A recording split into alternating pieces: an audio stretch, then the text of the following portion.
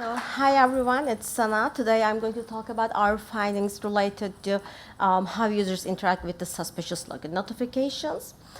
So,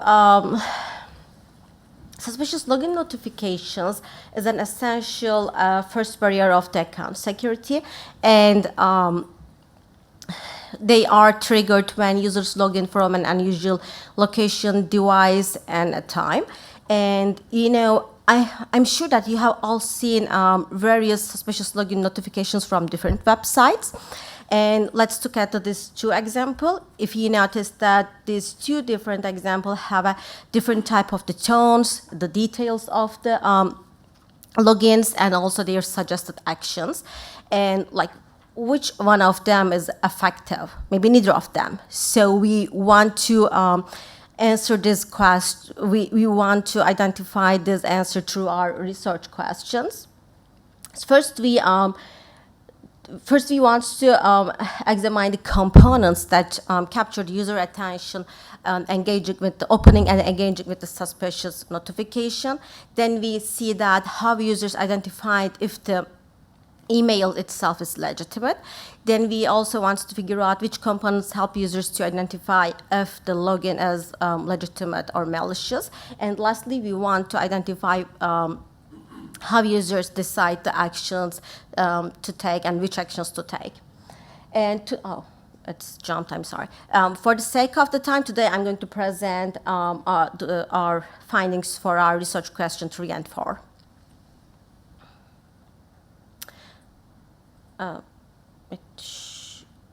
It comes with all the, it should.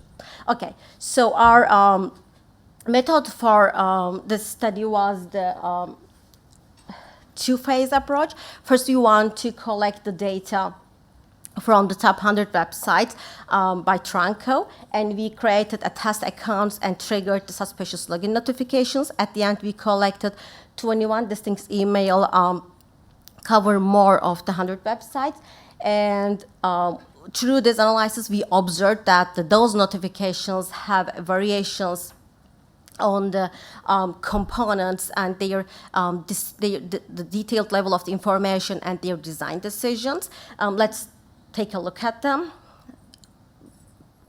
Sender details, we observed that they have a username, even neutral, or the security related with the registered or the subdomain name. Subject line differs in terms of the tone, personalization, and detailed information. Login details differed on the how detailed they provide the informations and also how they present them. And the actions prompt are different from the actions about the current account security, the future steps, and the instructions of the understanding the actions. And also we see the differences in the legitimacy signals, the logos, greetings, providing the email legitimacy warnings, and also legal disclaimers. And through this analysis, we find out that there's a lack of the standardization. Okay, there must be the animations, and none of them is working. I can continue, but I'm sorry for this visual.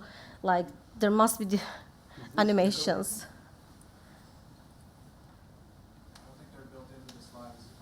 They were. PDFs, right? You have the PDF. They got the PDF, but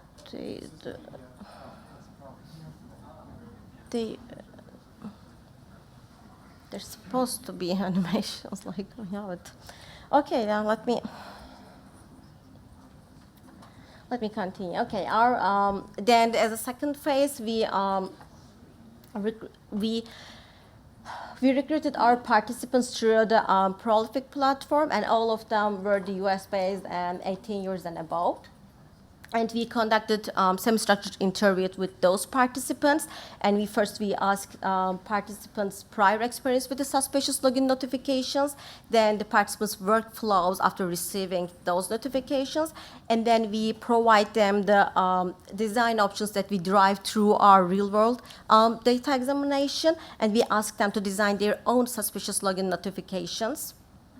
And then after they designing their notifications, we criticize their notifications with them. And right now, I'm going to talk about our findings related to our research question tree, which are the ones help users to identify if it is their login or if it's indeed the malicious one. So a majority of the participants wants to add the account name to their notification, and most of them prefer their username. And most participants prefer to add the browser information, what the vendor name, and if the login happened through the browser. And several participants want that IP address, but they say that they prefer the IPv4 format. Actually, the website doesn't have preferences providing any of them. That shows the limited understanding of the end users towards the IP addresses, but they want to add it as an additional layer of the verification of the login legitimacy. And then all of our participants add the device information with brand and the model to decide the legitimacy of the login, and all of them add the date component, but they say that since they are from the US, they prefer the month-day format, but the people from the other locations, other countries may prefer the day-month format instead of the month-day. And also the tech-savvy participants wants to add the operating system information with its name, just additional verification. And all of our participants wants to add time zone, and the location information to identify the login legitimacy. For the time, depending on their familiarity, they prefer the 12-hour format because they are familiar that in the US. And for the time zone, actually, they are indifferent between the adding the usual time zone that they regularly log in their account or the time zone that the incident happened, if it's happened anywhere in the world. And for the location, all of them prefer to add the textual format of it, but some of them wants to add additional visualization in the map format or the map format as a pinpoint or the circular one. But also our participants highlight that IP-based location data is not always accurate. So after analyzing if the login itself is legitimate or the malicious, our participants wants to add the actions depending on the incident. Like if it's the legitimate login, majority of them wants to add an explanation of the legitimate logins and state that they don't need to take any action to avoid unnecessary password change. For the malicious logins, all of the participants wants to add password change suggestions, but they all appreciated the additional information which state that the password change will result logging out all active sessions. And also we provided the options for the future account security and the instructions. And several participants wants to add two-factor authentication, and others wants that the instructions to review account activities and the general security pages. And we also provide options, redirecting the users to the external websites through the links or the buttons. A majority of them prefer the link showing the destination URLs, but all participants say that instructions should not require them to click any links or the buttons. They were all suspicious about the clicking anything inside the email. And this is the suggested design. And as you see, we are emphasizing the suspiciity of the activity, but not forcing to take any immediate action, not the urgency, nothing to forcing them to click anything, like the providing very detailed login information, and also adding a legitimacy warning in the email, like to help users to identify if indeed this, how they can identify the email if it's legitimate or not. And for the main takeaways, user preference align with familiar prior experiences. So, today the websites are varying in terms of the notifications that they provided, but we are arguing that having a standardized format of the suspicious login notification will help users to identify to help users to get the appropriate actions. And also, like in the interviews, the participants mentioned that the location data for the small towns are not always accurate. And for that cases, they need other holistic informations to really identify if the login indeed itself or themselves or not. And also they mentioned that they shared the accounts and the informations must be compound to each other to identify if that login coming from the other legitimate person or someone malicious. And also, lastly, that we understand from our data that when the language of the notifications could really cause some misunderstanding of the users. For example, a participant mentioned that when they see the "you signed in" the notification, they directly assume that yes, they indeed sign in, even though they didn't remember well if the actions taken by them or not, because they trust that website. So the language of the notification must be clear and unambiguous. And we are some actions to call, and we suggest that having a standardized notification designs to help users to better identify the email legitimate logins, and better know that what actions that they need to take.